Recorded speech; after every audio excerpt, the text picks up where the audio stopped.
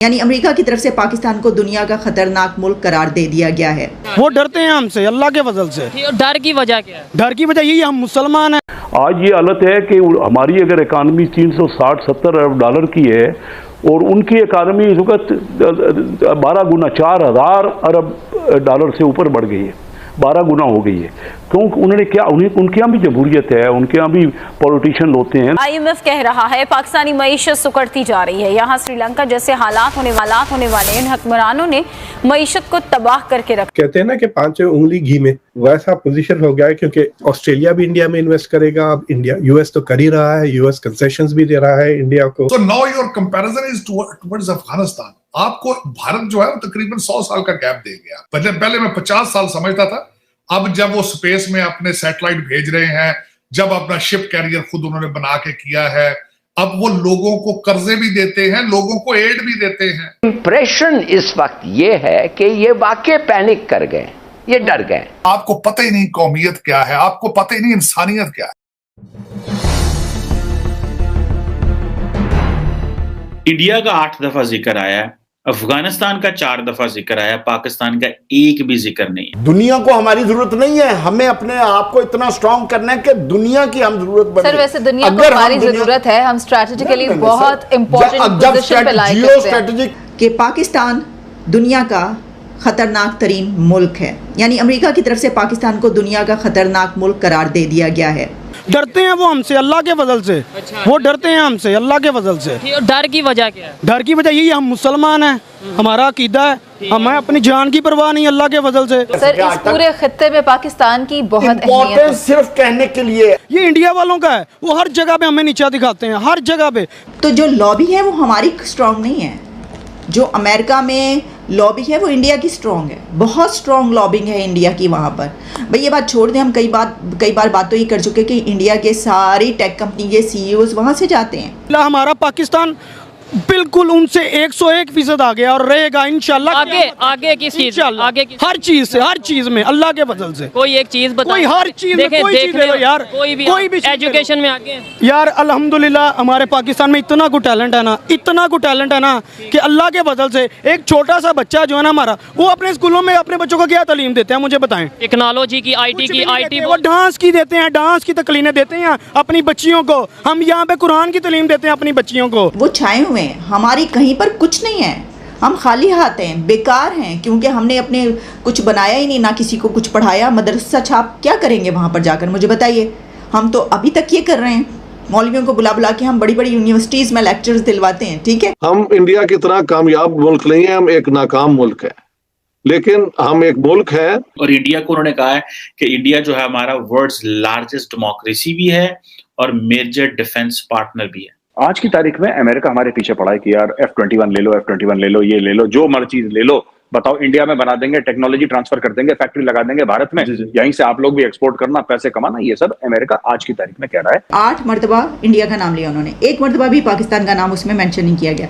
जो उसमें 8 times India का नाम मेंशन किया, वो सिर्फ नाम नहीं मेंशन किया, उसमें उन्हें ये कहा गया कि हमारे स्ट्रॉन्ग अलाय हैं। रशिया का 71 टाइम जिक्र आया है, दहशतगर्दी का 37 टाइम, चाइना का 9 दफा जिक्र आया है, लेकिन पाकिस्तान का जिक्र जो है सारी की सारी पॉलिसी में नहीं है। दिल करता है शीशा देख के बंदा कहे दूर फिटे मुंह। अमेरिका की दोस्ती पर एतबार नहीं किया जा सकता, हमें चीन की दोस्ती पे यकीन है। जो हमारा मुल्क हमारे साथ है, चाइना हमारे साथ, हम उसके डॉलर भी बेचेंगे, उसका माल भी बेचेंगे, हर चीज ब्रांड उसका बेचेंगे।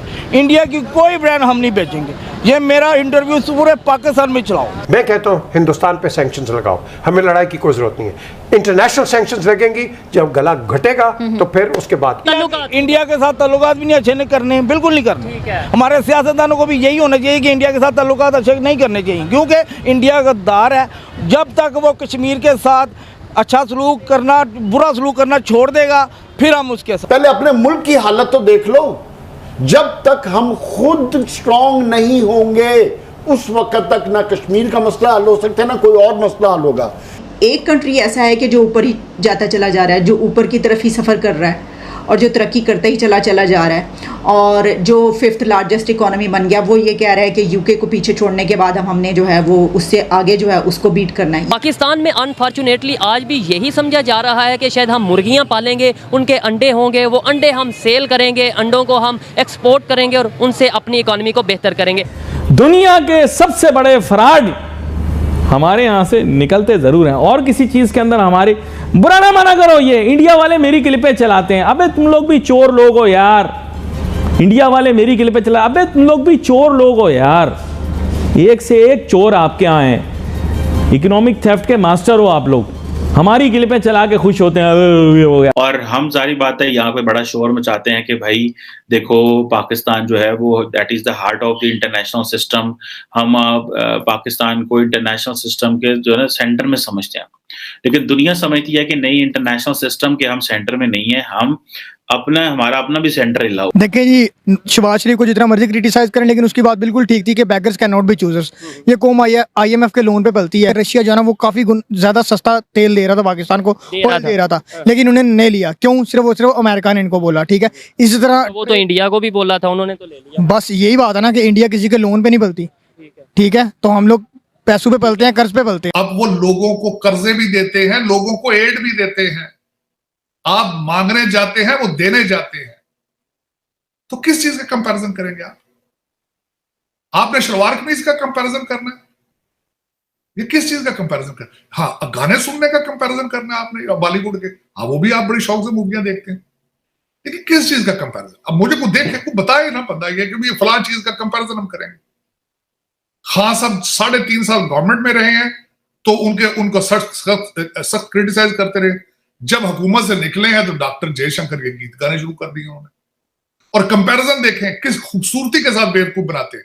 कहते हैं उनकी फॉरेन पॉलिसी देखें, ओ खुदा का नाम हो, पैसे देने जाते हैं, चीजें खरीदने जाते हैं, आप पांव में रगड़ रगड़ के मांगने जाते हैं। एक कस्टमर का और मांगने वाले का कंपैरिजन नहीं किया जा सकता चीमा साहब। हाँ साहब को ये किसी ने बताया नहीं है, कौम को बेवकूफ बनाते हैं। मैं कई दफा मैंने आपको कहा है कि आपके लीडरान या आपके जितने रूलिंग एलीट है, ये बाहर बैठती होगी, लोगों के साथ क्या डिस्कस इन्होंने करना है? डिस्कस करते होंगे, हाँ यार पैसे दो, मेरे उधर इंग्लैंड में मेरा प्रोजेक्ट, मेरे मकान के कंस्ट्रक्शन शुरू हुई हुई है, तो उसमें पहले मेरे बच्चे की ट्यूशन फीस के लिए पैसे दे दे। क्या करते हो? एक्सपोर्ट, आपका एक्सपोर्ट क्या है?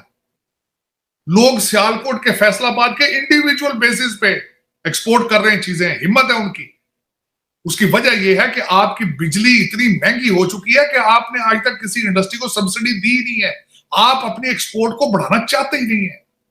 मेरा चैलेंज है इस वक्त, कोई भी लीडर आपको road map to the economy की सक्सेस के लिए वो दे रहा है रोड मैप?